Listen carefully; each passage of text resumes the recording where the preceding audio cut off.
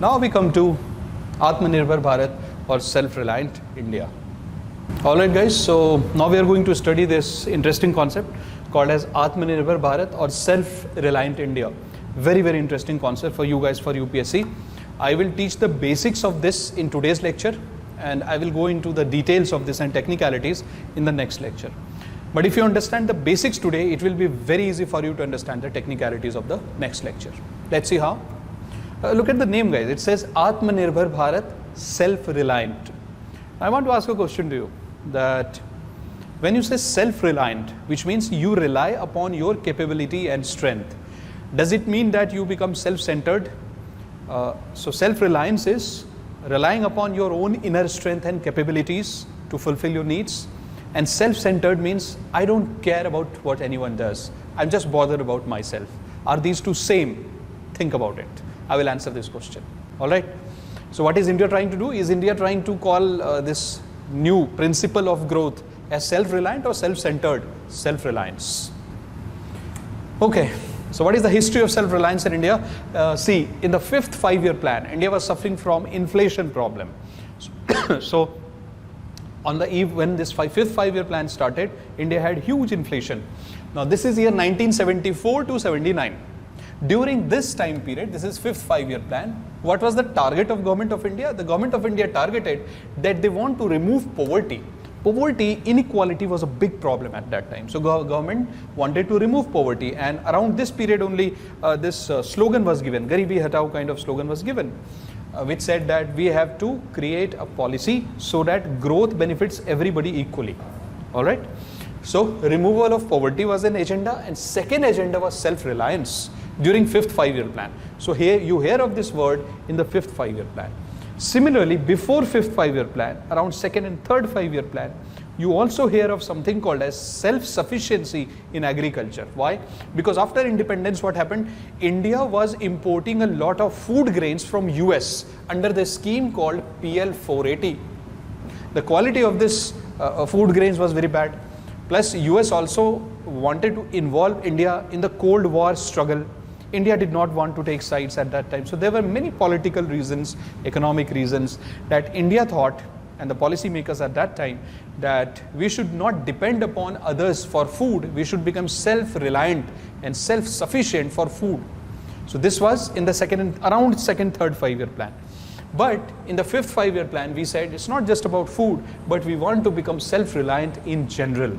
All right. So this is where you see it in the 5-year plans in India.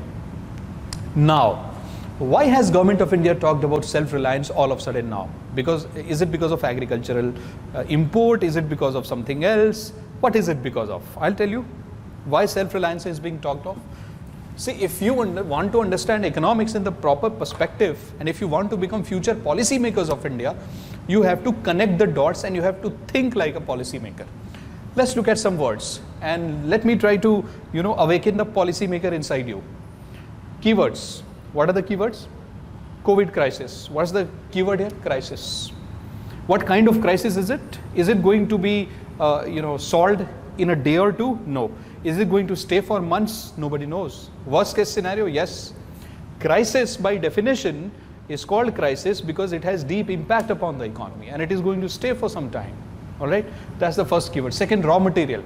Does India have a lot of raw material in many things? Iron, steel, chemical, aluminium, food. We are the largest producer of many of the food items. Yes, India has a lot of raw material. Is it very costly? No. Are we suffering from crisis? Yes. Raw material, not very costly. Do we have expertise in many things? Yes. Do we have labor which is affordable? Economical labor? Yes. So if your raw material is not very costly, labor is not very costly, if you have expertise, so cost of production is high or low in India? Low. Now this is economic side. Let's come to international relations side. Do we have border conflicts? Yes. China, Pakistan, now Bangladesh. Bangladesh border conclave issue has been solved, but recently there was firing there. Nepal. So we are having border conflicts with many of the countries. Strategic aspects. So is India a powerful country in South Asia? Yes. China? Yes. Pakistan? Yes. So in this case, India is strategically placed in between China and Pakistan. Now there is a power struggle between India and China. Hence, strategic aspects of an economy or a country also plays a very important role. Trade war. Is trade war happening? Yes. Between US and China, 100%. Has India also jumped into trade war? Now, yes. Why? Maybe because of border conflicts. We don't know. We'll talk about it. Hostile neighborhood. 100% yes. Recovery. I taught you recovery today. So V-shaped, Z-shaped, L-shaped, W-shaped, U-shaped, elongated U-shaped. Yes, recovery. So everyone is asking a question about when is India going to recover? How long will recovery take place? What will be the shape of recovery? And then internal advantages. You know, so do we have any internal advantages in India? Like, for example, are we pushing for a lot of MSMEs because our labor is not very costly, we have raw material? Yes, these are internal advantages. We are a great agricultural country, internal advantage. If you look at all these words, guys, I'll tell you something very interesting. What comes out? A big picture comes out. I'll tell you the picture with an example. When COVID situation came, the PPE, the ventilators, and the masks, India was not producing these things in huge quantity. In fact, forget about producing these things, we were not even sufficiently equipped with the testing instruments to test COVID. So testing was a problem. Once test happens, only then you can use these things. So these were the problems that India was suffering. We did not have enough of them. Now what happened over the period of time? I told you, we have raw material, COVID was anyways there, we have expertise, labor, cost is low. Because of these things, would you believe that India was importing these things? Now India is manufacturing 2 lakh ventilators and PPEs on a daily basis. This is what India is doing.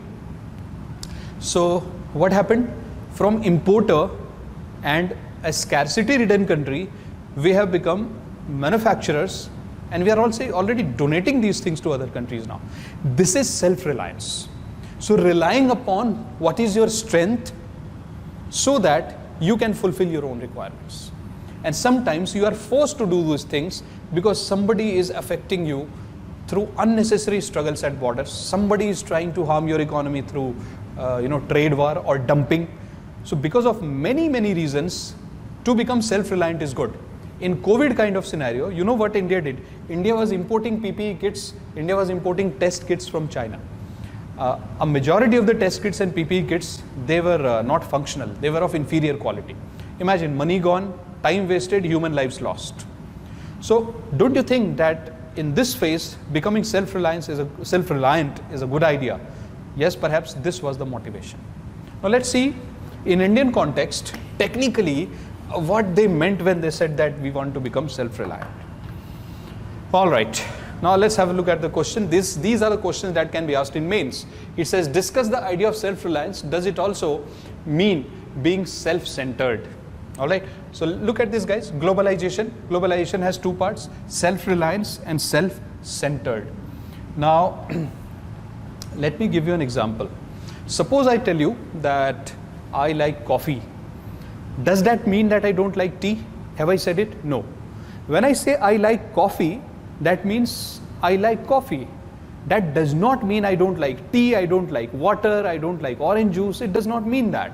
Similarly, when India says we want to become self-reliant, it means that India wants to use its internal advantage and strength and capacity so that India becomes capable to fulfill its own requirement. It does not mean that India is trying to isolate itself from rest of the world. It does not mean isolation. It just means that whatever we have, we are trying to use that for our own advantage. That's it. It doesn't mean that we are harming somebody else. Right? Similar argument. I like coffee. Does not mean that I will destroy tea. I want to become self-reliant. Does not mean that I'm there to destroy entire world. No. All right. So what does this idea of self-reliance means? In the context of globalization, if suppose US, UK, Germany, they develop a new test kit or they develop a vaccine against corona, will India not benefit from it? Yes.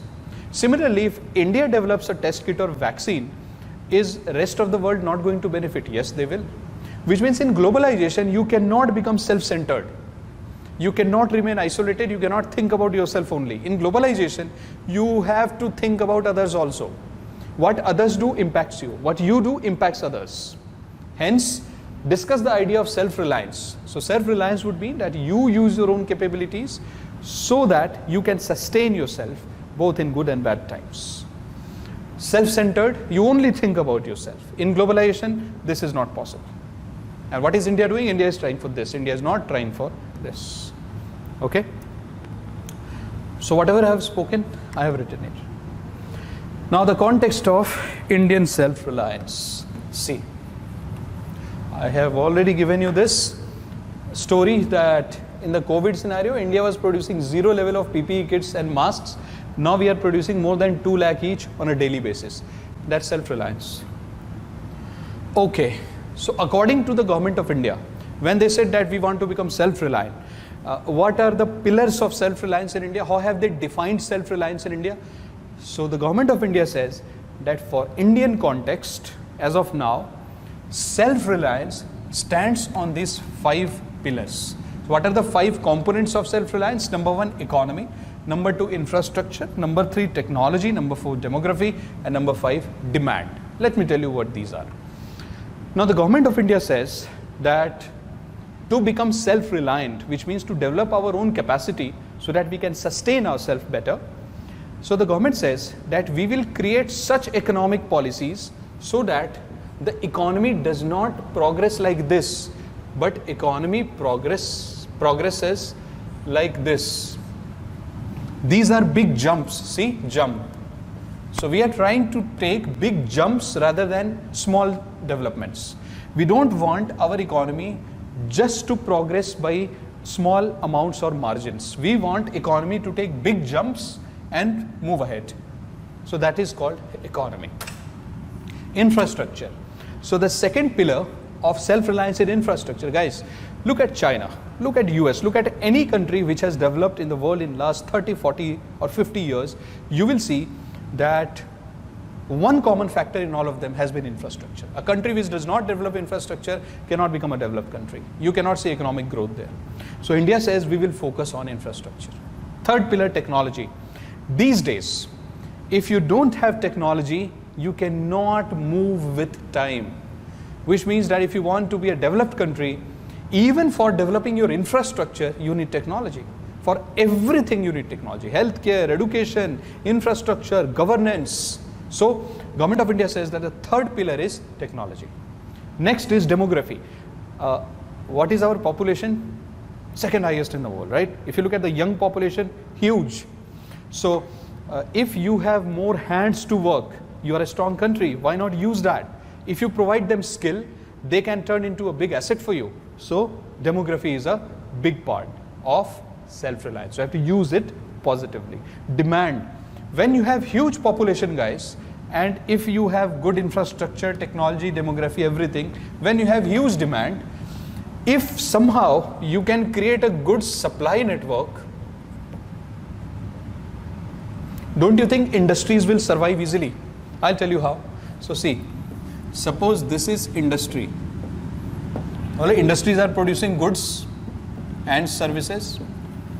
Now these goods and services will be demanded by population of India because India's population is huge. Now who will take these goods and services to these people, consumers? Supply chain. So if you want your industry to succeed, and if industry succeeds, GDP will improve. If you want your industry to succeed, you will have to create a good supply chain so that the output of the industry can be taken to those who demand it. These are 5 pillars of self-reliant India. This is what I have explained here. Same thing. All right, so as I was telling you, what's the meaning of Atmanirbhar Bharat and self-reliant? Now let me tell you what is the money involved in self-reliance. See, Atmanirbhar Bharat Abhiyan, Self-Reliant India campaign. Under this campaign, we are pumping some money through policies so that India can become self-reliant. So what are we doing? So we are giving integrated economic package. Now guys, remember in my last lecture I taught you some RBI related announcement like Operation Twist, like long-term repo operations. You remember CRR, LAF. So you remember all those things, the monetary policy, right? So integrated package has two components, one RBI announcements and one is May 12th, 2020 announcement by Government of India, where the government talked about the self-reliant model and an economic package. If you add these two, the total value of this package comes out to be around rupees 20 lakh crores. The precise value is rupees 20 lakh crores, so 297053 crores, roughly 20 lakh crores. The government says that this is around 10% of GDP. Now, if you look at different components of this package 20 lakh crore, it can be broken up into like this. So the government has released this 20 lakh crores in different tranches, different installments. So the part 1 of this package was this much, part 2, so 5,94,000 crores, part 2 3,10,000 crores, part 3 1,50,000 crores, part 4 and 5 48,000 crores, total close to 11 lakh crores. Now if you look at this Pradhan Mantri Garib Kalyan program, so this is around 1,92,000 crores. If you look at these RBI measures, these RBI measures are monetary policy, which I taught you in the previous lecture. So this was almost close to 8 lakh crores. If you add all these things, it becomes 20 lakh crores. Now in the next lecture guys, what we'll do is, since I have given you an idea of Atmanirbhar Bharat, which means self-reliant India, the concept of self-reliance, and I have told you the money involved in making India self-reliant. This money involved in this program is called as Atmanirbhar Bharat package. In the next lecture, we will start with something very interesting called as vocal for local, and then I will teach you Atmanirbhar Bharat details. So we will start with vocal for local, which is a part of Atmanirbhar Bharat, and then I will teach you Atmanirbhar Bharat details. This will consume entire next lecture. It's a big topic. For today, please go and revise all these things. Thank you so much.